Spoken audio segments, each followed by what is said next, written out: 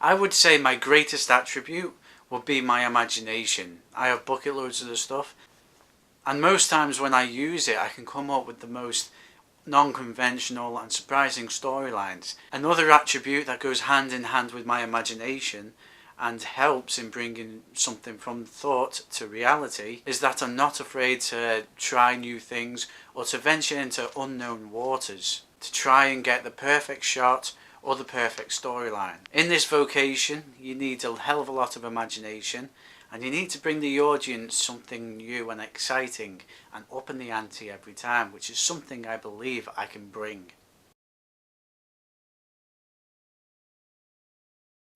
To be honest, there hasn't been just one person or thing that has inspired me to venture along this path.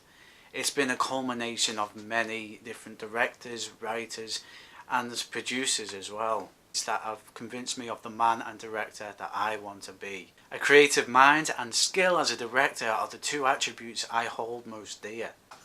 So the people who I look up to in those regards is John Carpenter for his film The Thing, and Dalton Trumbo for his dogged determinism and beautiful mind.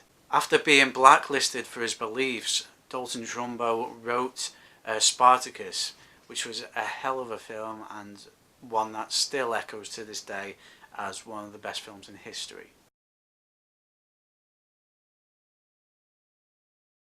As I've said previously, I hold John Carpenter in very high regard, especially his film The Thing, which is one of the movies in which I would love to take a back seat in and, you know, really interview John Carpenter, his thought process, and also the production department as well. They really did well with the practical effects, and to be honest it should be employed all the more nowadays, even with the CGI advances.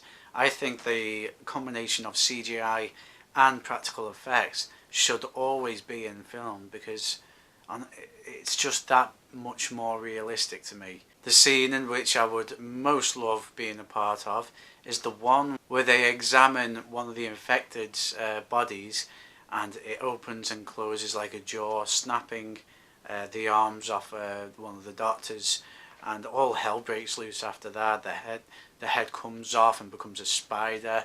It really is quite a monstrous and stunning scene, and to see it actually shot would be just astronomically fantastic for me. It'll be awesome to see this monster up close and personal and watch John Carpenter as he keeps the balance between shock and awe.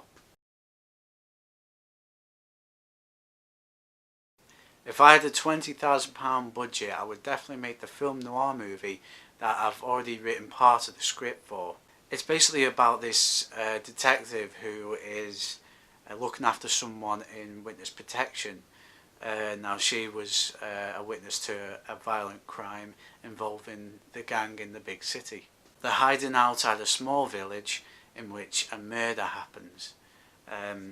Now the murder victim looks the spitting image of the witness that he's protecting, so he believes there's a link there, but he can't trust the local police department because it's supposed to be witness protection. It's supposed to be, you know, very you know, cards close to the chest. It's you know, the only contact he has is his boss in the city, and we later see that he is corrupt as well and has sent a hitman to murder the witness and to make it look as if it's the police or it's the detective. And the visual style is I want to film it like Sin City.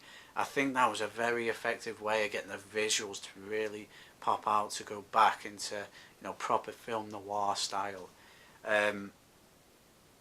whilst also adding a bit, just a bit of colour here and there to things that were important.